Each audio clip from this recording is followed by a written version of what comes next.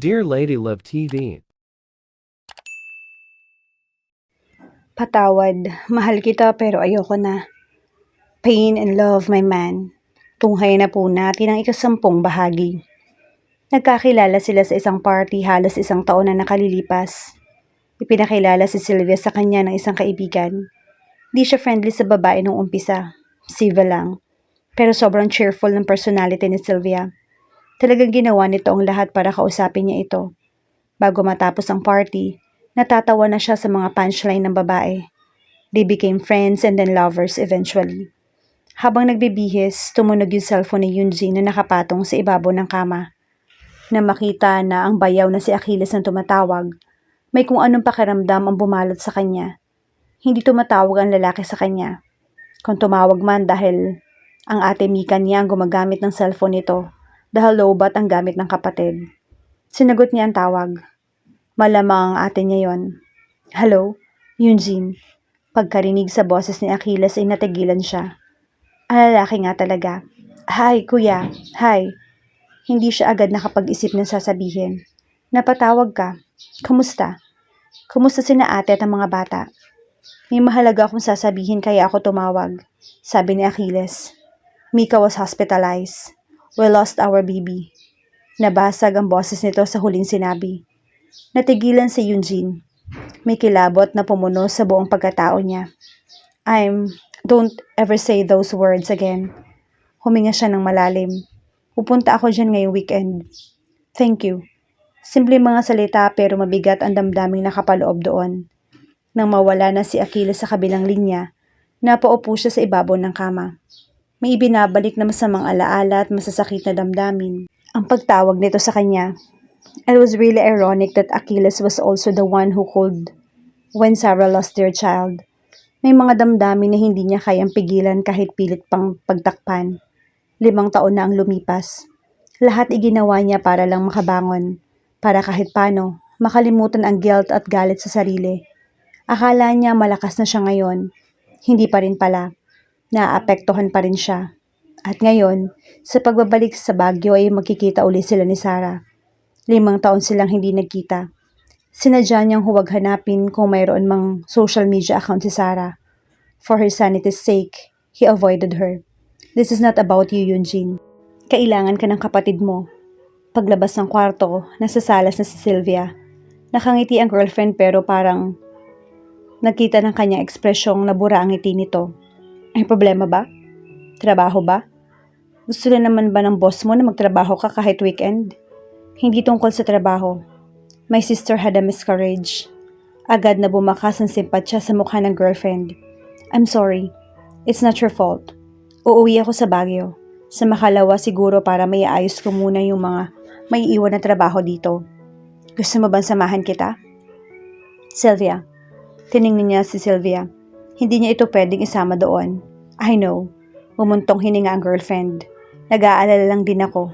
Will you be fine? Tinitigan siya nito ng makahulugan. Hindi tinangka ni Yunjin na magkunwaring hindi naiintindihan ang ibig sabihin ni Sylvia. Alam nito ang tungkol kay Sarah. Okay na ako ngayon. Pupunta ako doon para kay ate. I have to be there for her. Tumango ang girlfriend. Anong sabi mo? Sinulya pa ni Yunjin ang kaibigan si Orly. Nakatitig ito sa kanya habang nakaawang pang ng bahagya ang mga labi. Na parang hindi makapaniwala sa sinabi niya. Narinig mo ako, Orly. Hindi mali ang dinig ko. Itinuloy ni Yunjin ang pagkain. Lunch break nila. Lumabas sila at kumain sa ibang restaurant dahil nagsasawa na sila sa pagkain sa kantina na nasa ground floor ng building kung saan sila nagtatrabaho. Pupunta ako sa Baguio bukas. Naayos ko na yung lahat. May 1 week leave ako. Wow! Tumigil na sa pagkain si Orly at tumitig lang sa kanya. Ni hindi mo nga mabanggit ang Baguio nang hindi nagugusot yung mukha mo tapos ngayon, sasabihin mo pupunta ka doon? Bakit? Hindi masabi ni Yunjin ang dahilan. Anong nangyari sa kapatid niya? Yunjin, huminga siya ng malalim. May nangyari ba kay Ate Mika? She had a miscarriage. I'm sorry. Mabilis na sabi ni Orly. Ramdam ni Yunjin ang tuluyang pagbabago ng mood sa pagitan nila ng kaibigan. Nawala na rin siya ng ganang kumain. Miscarriage was a sensitive topic to him. Pagkatapos kumain, naglakad na agad sila pabalik sa building kung saan naroon ang branch ng bangko kung saan sila parehong nagtatrabaho. Financial manager siya habang loan officer naman si Orly. Magiging okay ka ba talaga sa pagbabalik mo doon? Pagbabalik. Iyon talaga ang tamang description sa gagawin niya. Babalik siya sa Baguio. 5 taon na siyang hindi tumutungtong sa lugar na yon. Okay na ako, sagot niya. At gaya nga ng sinabi ko sa'yo, hindi to tungkol sa akin. Si ate ang dahilan kaya ako babalik. Basta kung ano man ang mangyari, kung kailangan mo ng kausap, tawagan mo lang ako. Kahit hindi sabihin ni Orly, ramdam ni Yunjin ang pag-aalala ng kaibigan. Ito ang kasama niya at umalalay sa kanya sa mga panahon na kakahiwalay pa lang nila ni Sarah. Orly had seen him at the worst state. Lugmok na lugmok si Yunjin na makipaghiwalay sila ni Sarah. Hindi niya ipinakita dahil pilit niyang tinatatagan ang sarili. Pero sa loob-loob, para siyang pinapatay. Naisip talaga niya magpakamatay. Siya ang dapat na nawala, hindi ang anak nila. Parusa siguro iyon ng Diyos dahil hindi siya karapat-dapat na maging ama ng isang bata. Pero si Sarah, hindi rin ba ito dapat madami sa kanya? Kasalanan niya. Siya lang ang may kasalanan. Kaya sinarili niya ang lahat. Hindi niya sinabi sa kapatid na pakiramdam niya, mamatay na siya sa lungkot at guilt. Himalangan na hindi ito nagalit sa kanya at tinakwil bilang kapatid. Asawa ni Ate Mika si Achilles na kapatid ni Sarah. Nakita nito ang mga paghihirap ni Sarah. Pero kahit ganoon, naging kapatid pa rin ito sa kanya. She checked up on him regularly at palagi niyang sinasabi na okay lang siya. Pero ang totoo, hindi siya okay. Halos gabi-gabi siyang umiinom. Wala siyang maisip na paraan para mapagdakpan ang guilt. Natanggal siya sa trabaho dahil nagpabaya na siya. Ilang buwan siyang ganoon pero pinilit niya makasurvive. Naisip niya na hindi niya deserve na mamatay ng ganoon na lang. Dapat buhay siya dahil dapat lang na habang buhay niyan dalhin sa dibdib ang guilt. Kaya kaysa ibuhos sa alak ang lahat ng energy, nagdesisyon siya na ibuhos na lang sa trabaho ang lahat. Nag-apply uli si Yunjin sa dating bangko kung saan siya nagtatrabaho. Minigyan siya ng isa pang chance pero sa ibang branch na siya inilagay. Makalipas ang ilang buwan, nagpalipat si Orly sa branch kung saan siya naka-assign. Pinagbigyan naman ito. At kahit hindi aminin, alam niyang ginawa ng kaibigan yon dahil nag-aalala ito sa kanya. He worked hard. Lahat ng atensyon at lakas ay ibinuhos niya sa trabaho. Kung ano man ang narating niya ngayon sa trabaho ay deserve niya. Nobody as hardworking as him in their branch. Na mag-resign ang financial manager nila 6 na buwan na ang nakararaan, siya ang inirekomenda nito na pumalit sa posisyon. At ang trabaho lang niya ang tanging mayroon siya ngayon. Pagpasok sa loob ng opisina, iginala ni Yunjin ang mga mata sa 4 na sulok ng kwarto. Sa nakalipas na ilang buwan, yun na ang naging sanctuary niya. Pakiramdam niya, kaya niyang gawin ang kahit na ano kapag naroon sa loob ng kwartong yon. Pero iiwan niya iyon sa loob ng ilang araw at babalik sa lugar kung saan pakiramdam niya ay mahina siya. How would I talk to Sarah? Hindi naman pwedeng hindi sila mag-usap. But one thing was for sure though. He would never ever say sorry to her again. Nag-offer si Achilles na sunduin si Yunjin sa bus station pero tumanggi siya. Magta-taxi na lang siya papunta roon. Hindi niya alam kung kaya niya magstay ng halos 1 oras sa kotse na ng bayaw niya ang kasama. May 5 buwan na mula nang huli silang magkita. May nasikaso ito sa Maynila at isinama nito si Ate Mika at mga anak. They had dinner pero hindi sila masyado nag-uusap. Sa unang beses pagkalipas ng 5 taon, tatapak uli siya roon.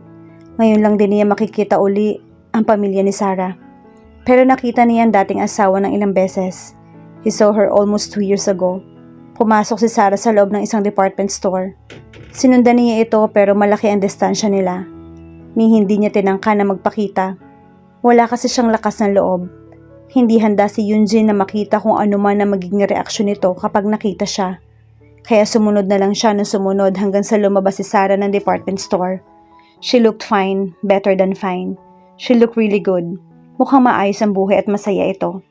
Kahit paano, nabawasan ang bigat na dinadala niya. Hindi makakalimutan ni Yunjin ang huling ekspresyon noon ng dating asawa na magtalo sila pagkalabas nito ng ospital. Galit. Iyon lang ang nakikita nito sa mukha niya. It would always remind him how much of a failure he was. Ano kaya magiging reaksyon ni Sarah kapag nakita siya? Siguradong alam nito na darating siya. You're here for your sister. Paalala niya sa sarili. 1 linggo, 1 buong linggo siyang magstay doon. Dapat tiyang kayanin. You're stronger now, Yunjin. You can do this. Nang tumigil ng taxi sa tapat ng bahay ni Achilles, huminga muna ng malalim si Yunjin bago siya tuluyang bumaba. Sa mga nadaanan kanina, masasabi niyang ganoon din kalaki ang naging pagbabago roon. May clubhouse na at dumami ang mga bahay, pero yun lang, ang bahay ni Achilles at Mika ay halos ganoon pa rin. And this is it. Otomatiko na tumaas ang kanyang tingin at tumingin siya sa bintana sa second floor ng bahay, kung saan naroon ang kwarto nila ni Sarah o kwarto ng dating asawa. Pilit niyang inalis ang tingin doon at kinuha mula sa driver ang luggage. Malapit na si Yunjin sa pinto nang biglang bumukas iyon. Si Achilles ang nakatayo sa pinto. Nang tuluyang makalapit, saka lang niya napansin ang haggard na itsura ng bayaw. Huling beses na nakita niya ang lalaki ay umiksi ng buhok nito. Nagpagupit ito dahil sa request ng ate niya. Pero ngayon, humaba na uli ang buhok ni Achilles. Makapal din ang facial hair at nangingitim ang paligid ng mga mata. Kung si Achilles ay ganoon ang itsura, paano pa kaya ang kapatid niya? You need help with that? Tanong ng lalaki. Hindi na, isa lang naman to. Pareho silang natahimik ng ilang sandali. How's my sister? Basag ni Yunjin sa katahimikan. Nasa kwarto. Sorry, niluwangan ni Achilles ang pagkabukas ng pinto. Pero bago makapasok ng tuluyan, hinawakan muna nito sa braso. Gusto ko lang malaman mo na medyo hindi maganda yung mood ni Mika. So take it easy on her. Hindi ko siya pipiliting makipag-usap kung ayaw niya. Sabi niya, gusto ko lang siyang makita, pati na rin ang mga pamangkin ko. Tumango ito. Nasa kwarto nila ang mga bata. Pagpasok sa loob ng bahay, naramdaman agad ni Yunjin ang lungkot sa loob. Tahimik na tahimik at medyo madilim pa nga dahil nakasara ang mga kortina. Nilingon siya ni Achilles. Gusto mo bang kumain muna? Tanong nito. Kumain na ako bago pumunta rito. Saan yung magiging kwarto ko? Pag-akyat mo, kumaliwa ka lang. Yung kulay yellow na pinto, kwarto ng mga bata. Ang guest room na katabi nun ang ipinahanda ko kay Manang. Okay, pupuntahan ko lang muna yung mga bata. Tapos, si ate, gising ba siya? May pag-aalala na nakaguhit sa mukha ni Achilles pero nawala rin iyon agad. Hindi ko sigurado kung gising siya. Subukan mo lang na kumatok sa kwarto namin. Sige. Huminga siya ng malalim bago lakas loob na nagtanong. Si Sarah. Naging blanco ang ekspresyon ng bayaw. Nasa labas siya, baka mamayang hapon pa uuwi. Tumango siya. Sigurado ka bang wala kang kailangan? Lalabas na muna ako. Babalik din ako agad. Okay lang ako. May pintuan na. Tumalikod na si Achilles. Umakyat na rin si Yunjin sa hagdan, dala ang kanyang luggage. Pinuntahan muna niya ang guest room kung saan siya magsistay. Crimson ang wallpaper sa pader. May isang malaking closet at chest drawer. Sa tabi naman ng kamay may lamp table. May sariling shower at comfort room na rin ang kwarto. Sa kabilang bahagi ng pasilyo, naroon ang kwarto ni Sarah. Magkabilang dulo sila. Okay lang sa kanya. Kahit pa nasa iisang bahay lang, mas maiiwasan na magkita sila ng madalas kung ganoon kalayo ang distansya nila. Kailangan lang niyang ulit-ulitin sa sarili ang mantra niya na narito siya para sa kanyang ate. Lumabas siya ng kwarto at pumunta sa kabilang kwarto kung saan naroon ang mga pamangkin. Sumilip muna siya. Naglalaro ang mga ito pero agad na nag-angat ng tingin nang bumukas ang pinto. May kasamang matandang babae ang mga bata at siguro ay nasa 50 na ang edad. Ito siguro ang Manang na sinasabi ni Achilles. Pagkakita sa kanya, nagliwanag ang mamukha ng mga pamangkin. Tito! Sigaw ng mga bata. Lumuhod siya upang mayakap ang pamangkin. How are my favorite little cuties? Hinalikan niya ang ulo ng mga ito. I'm not little, kunot noong sagot ni Gustavo, na habang tumatagal lalong nagiging kamukha ng ama. Me din, sagot ni Gemma, na carbon copy naman ang ate Mika niya maliban sa mata. Matagal ka ba dito, tito? Tanong nito. Medyo nag-angat ng tingin si Yunjin at tumingin sa matandang babae. Ako nga ho pala si Yunjin, bunsong kapatid ho ni ate Mika. Ako naman si Yoli, Manang Yoli na lang yung itawag mo sa akin. Tito, let's play? Pilit ng mga bata, kasi hindi na nakikipaglaro sina Mommy at Daddy. Mommy is sad, sabi naman ng isa. Ginulo ni Yunjin ang buhok ng mga pamangkin. Later, we will play. Tinanguan siya ni Manang Yoli bago siya lumabas ng kwarto. Pagtapat sa kwarto ng kapatid, kumatok muna siya ng ilang beses. Walang sumagot. Ate, Ate Mika, si Yunjin to. Nilakasan niya ang boses. Pero wala pa rin siyang sagot na natanggap. Nang subukang pihitin ang doorknob ay nakalaki iyon. Baka natutulog ang kapatid mo, pero pakiramdam niya ay hindi. Pakiramdam niya gising naman ito. Kaya sinabi na lang niya na gustong sabihin habang nakatayo sa pinto. Ate, hindi ko alam kung ano yung dapat kong sabihin para gumaan yung pakiramdam mo. But I'm here. Kung gusto mo na makakausap, nandito lang ako.